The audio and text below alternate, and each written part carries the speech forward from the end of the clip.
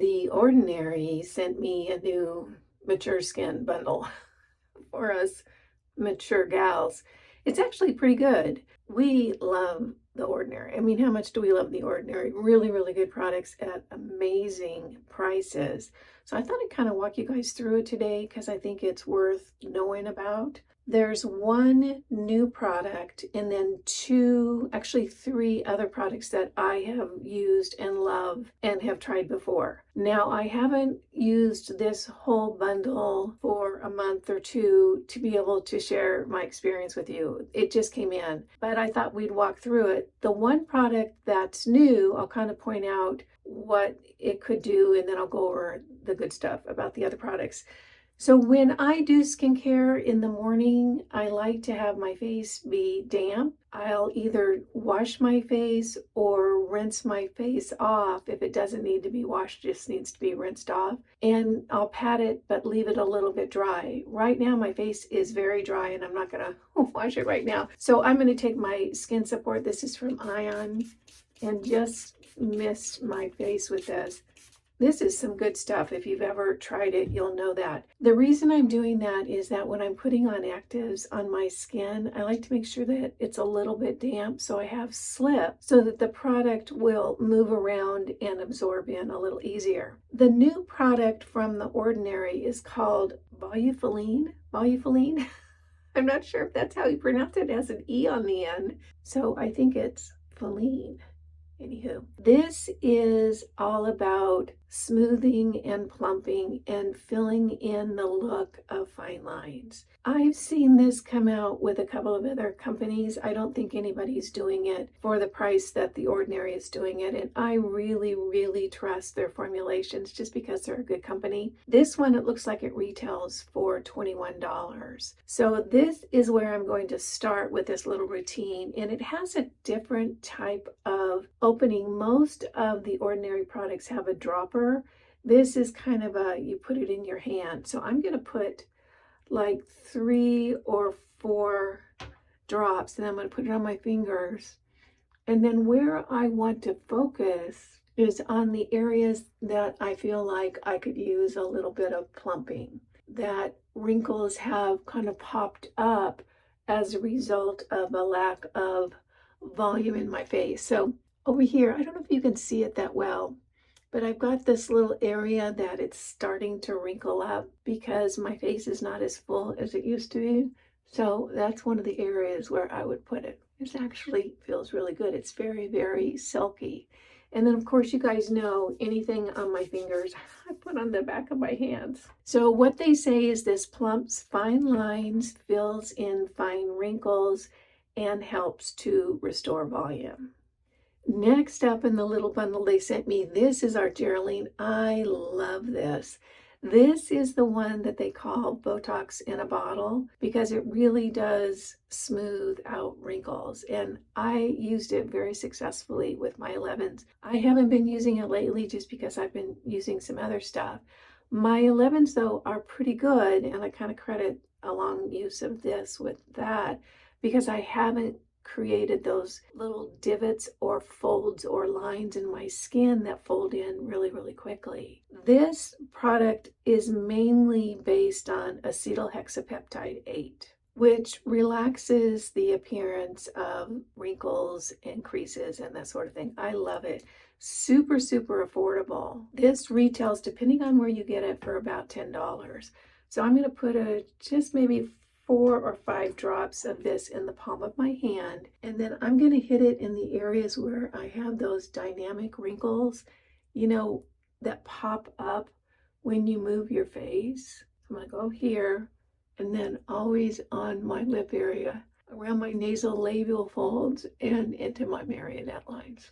And again, onto the back of my hands.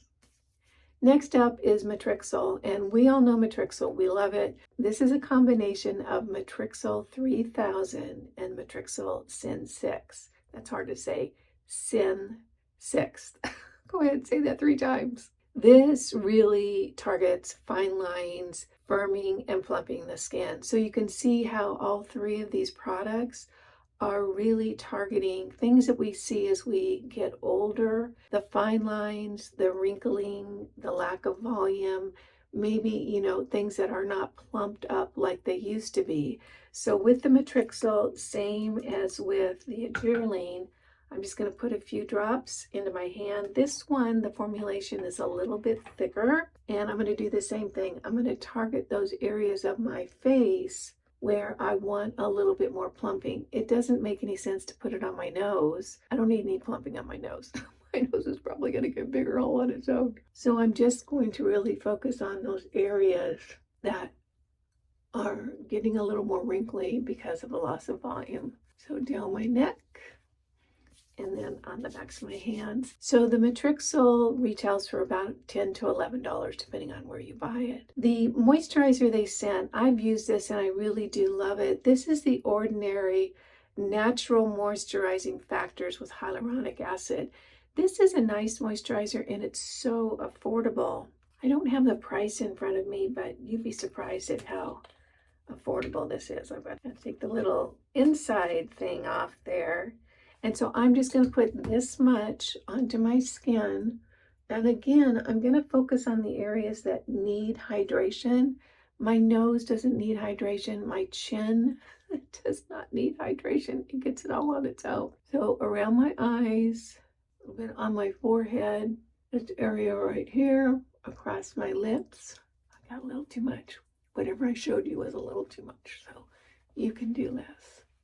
So what I like to do now, or what my routine generally is now that I have my skincare on and I have some slip to my skin, there's a little bit of moisturizer going on there, I'll go sit in front of my red light and use my little handheld device. Here, let me go get it. I actually know where it is. Back. So I'll use this and sit in front of my red light and just give myself a lymphatic drainage massage just to really get that puffiness out of my face. This will be the second lymphatic drainage I'll do for the day because I've already done my brush, and I'll do my brush in the very early morning. I get up early. I was up this morning around 4:45. I'll have my coffee and my skin is dry. It doesn't have, much left. Anything that I put on my face before I went to bed has already absorbed in. I'll use my brush to give myself a lymphatic massage while I'm sitting there drinking my coffee. And then later in the morning, after I do my skincare, I'll use this in front of my red light and do another lymphatic drainage massage. If you don't do lymphatic drainage, I really encourage you to at least give it a try. You don't have to buy anything. Just use your fingers. Just use your fingers and see if you can't tell a difference. It's really fun if you've never done lymphatic drainage to just do one side of your face and then go look in the mirror. And then you'll be hooked. But again, you don't need any tools. You can just use your fingers. I happen to like these two things just because they make it super handy and I do it all the time. So I'm going to let my skincare settle in and then I'm going to actually put on some makeup.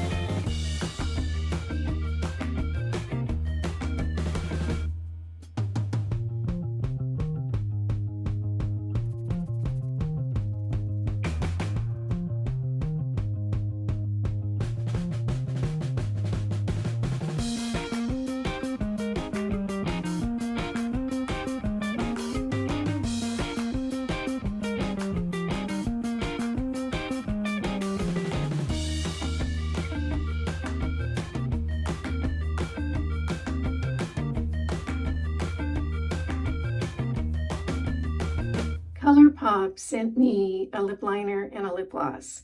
The gloss is interesting. It's almost like an oil. It's really, really hydrating, and it kind of feels great on the lips. I'm going to put this on, and I want you to tell me down in the comments what you notice.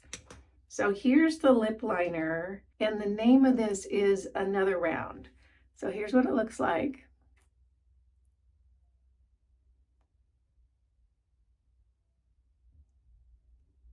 And I'm going to go ahead and fill in the whole lip. So look at that color. Now I'm going to put the gloss on, and you click it up like this.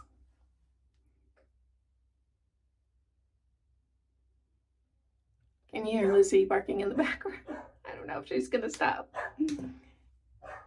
I don't know what she thinks she's going to do. She just barks like crazy. She has no bite behind it at all. Anywho, what does that lipstick remind you of? Doesn't it look just like Pillow Talk from Charlotte Tilbury? I think it does. There's a couple of versions of the Pillow Talk. I think this looks like the lighter one. It looks a little darker on the camera than it is in real life. So interesting, affordable alternative if you love the Pillow Talk from Charlotte Tilbury from Colourpop. I'll have all these listed down below.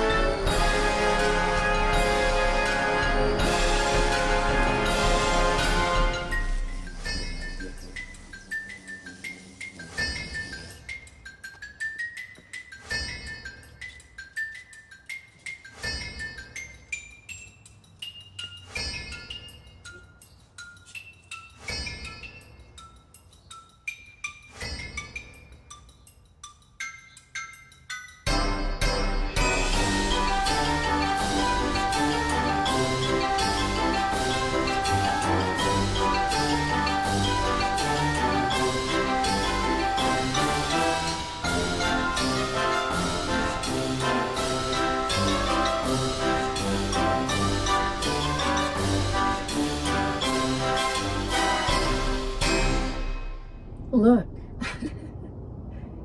the evil Pyracantha ran away from home. Might have had a little help. I actually ended up planting in the hole that the Pyracantha left when it ran away from home a Banks rose.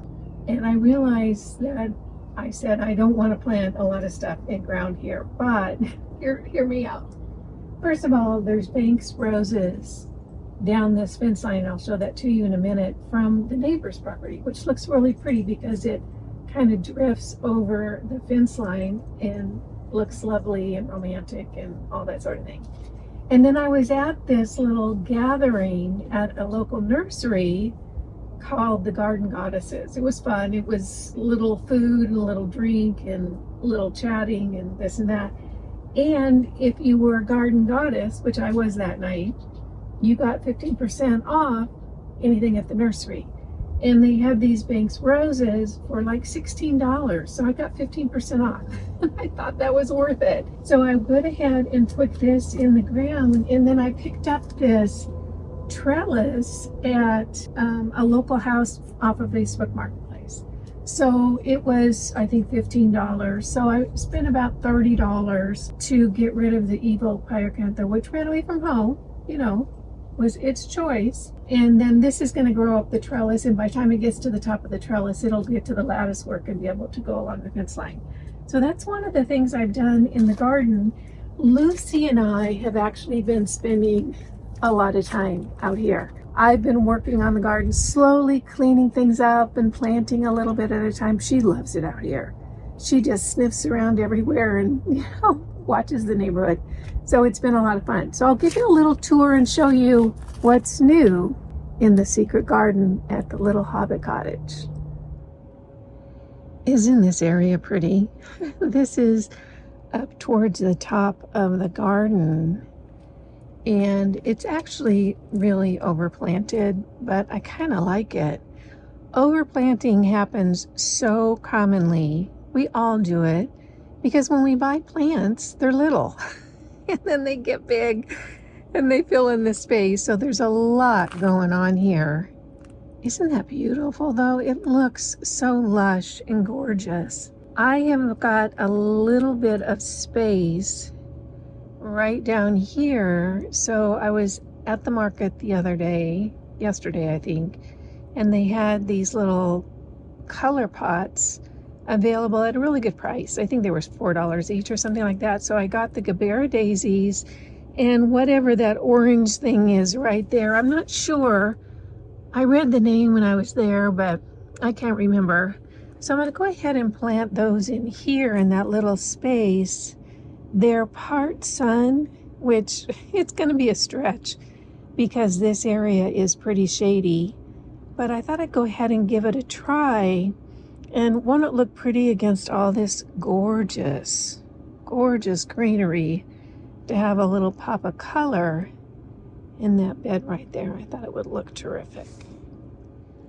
I'm just working really slowly down this whole garden area. I've still got a lot of time. When I'm filming this, it's pretty much the beginning of April, and our last frost date isn't until April 18th. So I'm just doing a little bit at a time and enjoying myself. This is the herb garden. You guys might remember when I picked up these pots at the Restore. So I kind of arranged them, and I have basil here, parsley, and then there's the other herbs down there that haven't come up yet.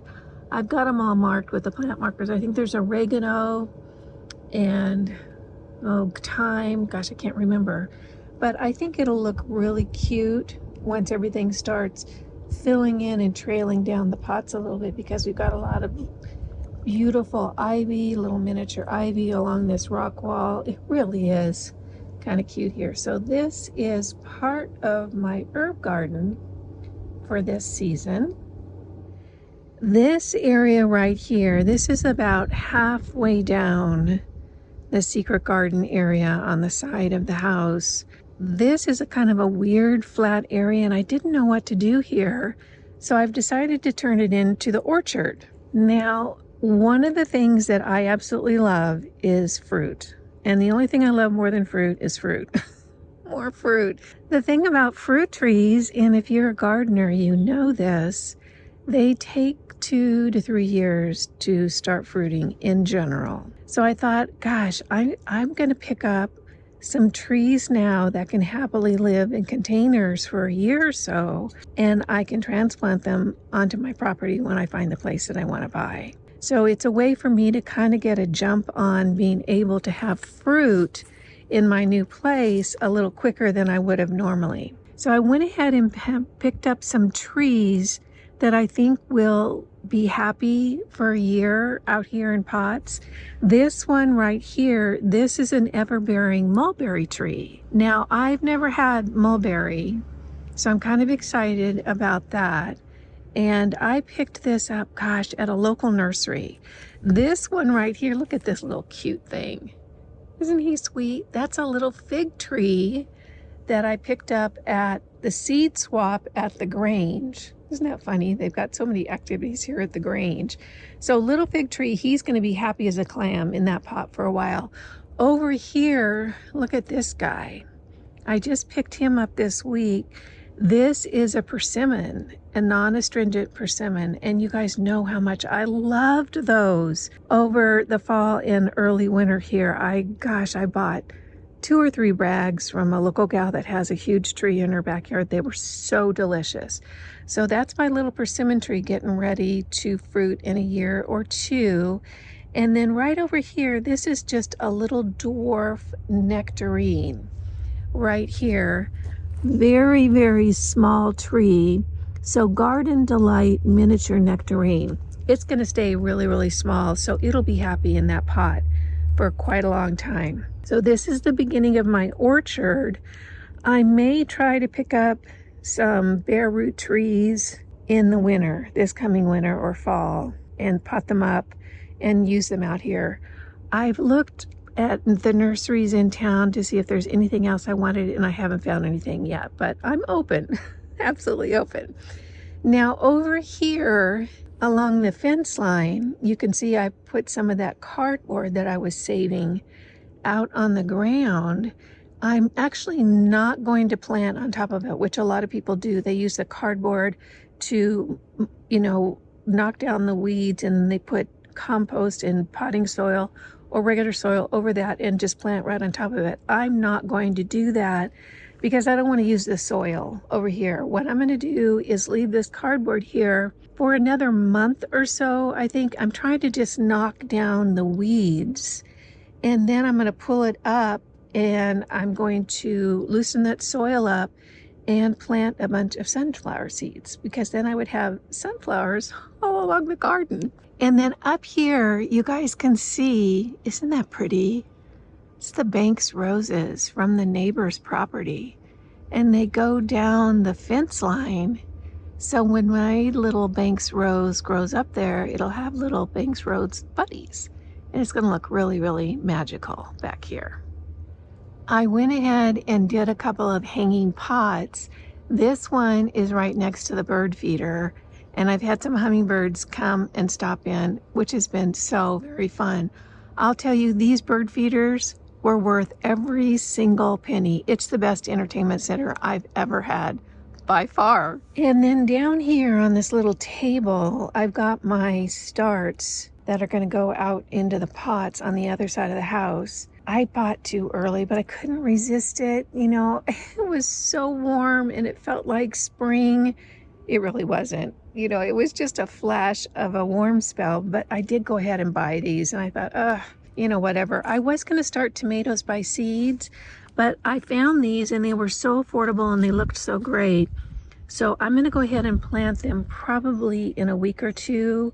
I'm just waiting to make sure it's not going to get dipped down into freezing, because we're still a couple of weeks from the last frost date. Now, in these little egg cartons and 6-packs right here, I have planted some creeping thyme seeds. Creeping thyme is a great little ground cover. It's got a great scent. It's very vigorous. You don't have to do much to it. It's drought resistant. I'm hoping if these come up, I'm going to plant them in some areas that need a little bit of coverage.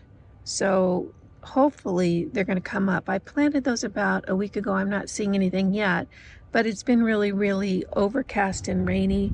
So maybe they're just thinking about it. Now we're into the pride and joy of my gardening this season. Get little Lucy over here. This is on the other side of the house. You can tell it's sunnier.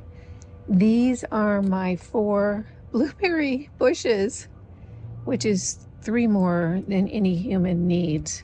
And you guys, look at all the blueberries that are on these bushes already. I mean, it's stunning to me how much fruit is on this blueberry. Look at the fruit on this one. And then check out this one right here. There's fruit all over these blueberries. So I'm going to have more blueberries than any one human needs, but I did let the neighbors know about the blueberries, so there'll be lots for everyone.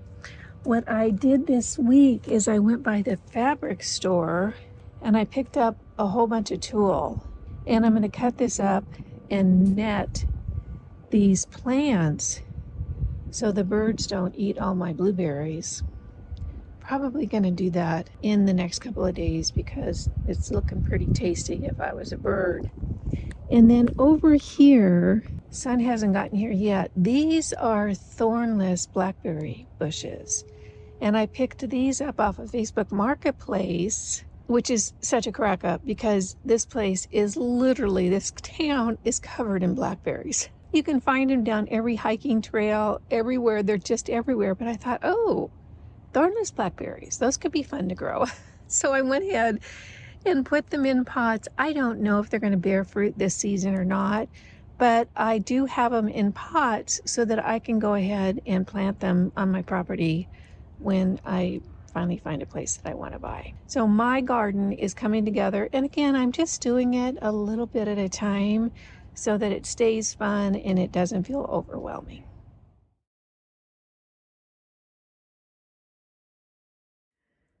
Fun fact, every single government currency in the history of the world has failed. Truly, it's weird when you think about it, but no one's walking around with Greek and Roman coins anymore, are they? If you're looking to preserve your assets with real assets like gold and silver, I can highly recommend Miles Franklin. Safe, secure, high in integrity, Miles Franklin is my choice for precious metals in today's uncertain market. If you're looking to protect your portfolio, whether it's a small investment or larger, I can say in these uncertain economic times, gold and silver may be a good choice for you. Give Miles Franklin a call. I'll have it listed down below. Ask for Richard. He's the best.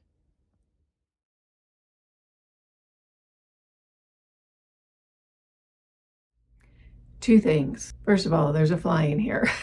So if you're buzzing around, I've got a screen over the door. I don't know how the little stinker got in. And Lucy is staring at me. She's right over here on the couch. So you could see her little nose right there. So we wanted to talk about a very easy, affordable, versatile detox item, product thingy that you might be interested in. You know, we're on the whole detox thing here on the channel. I'm hoping to be able to give a little detox tip every time I do a video. Someone had said in the comments a few weeks ago, she said, oh my gosh, thank you so much. I just need a little tip one at a time because it's too overwhelming if you do all of them. And it's like, oh yeah, that's a good point. So I'm going to try to do a little tip every video for a while, just to share with you as many good detox procedures or things that you can do or products or lifestyle changes that you might want to incorporate into your life. I know for me that it seems to work better if I just sort of do it slowly and just, you know, kind of turn the ship around a little bit at a time. If I do too much, I'm great with it for a few days and then I burn out. And then it's back to square one. So let's do it slow and sure and see how that goes. This particular one is castor oil. And I know you've heard of castor oil. There's tons of videos here on YouTube about castor oil. We all know about it, but there's so many things you can do with castor oil. It's super affordable. It's pretty easy to find now the right type of castor oil. And it is really, really versatile. You can do so many things. Now, when you're buying castor oil, I buy organic, and you want to get it in a dark bottle so that it protects the oil. It's just like olive oil.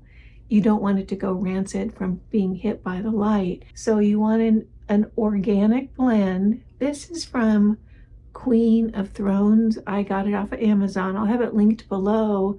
But you can get it at your local health food store. They probably have it at your local drugstore. I don't go in CVS or Walgreens ever, ever, ever. I don't like those companies. So I don't know if they're there. But if you do go in those stores, you can look. So castor oil is so good at pulling things out of your body. And I'm going to give you a few ways to use it today that you might find helpful.